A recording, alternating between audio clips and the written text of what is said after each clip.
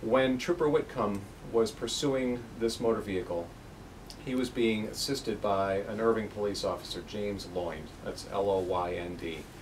And when the trooper pulled in after Mr. Lee had pulled over and his vehicle had become disabled, Trooper Whitcomb positioned his cruiser basically nose to nose, not that close, but probably about 100 feet apart.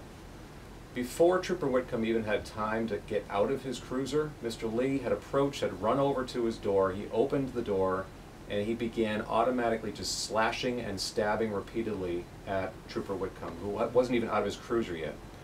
He got approximately 7 or 8 swings of the knife in before Trooper Whitcomb was able to escape the cruiser. He stumbled off to the distance just to get away from this guy, and then Mr. Lee jumped into the cruiser and tried to carjack a state police cruiser. He was unable to get it into gear, and that's when, fortunately, Trooper Loynd had pulled in. He exited his cruiser, he fired one shot into the cruiser. He ordered Mr. Lee repeatedly, "Show me your hands, show me your hands."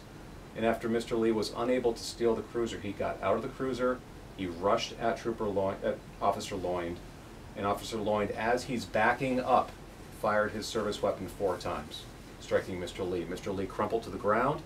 He still had possession of the knife in his hand, and despite repeated orders to "show me your hands, show me your hands," he still tried to get up from the ground with the knife in his hand, and that's when Officer Loynd fired his service weapon one more time, finally subduing Mr. Lee.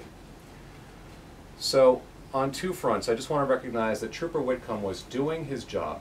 That's all he was doing. He wasn't looking to be a hero, he was doing his job. But by pulling in the way he did, I firmly believe that he prevented Mr. Lee from potentially carjacking a minivan with a mother and her kids who were outside of their own residence.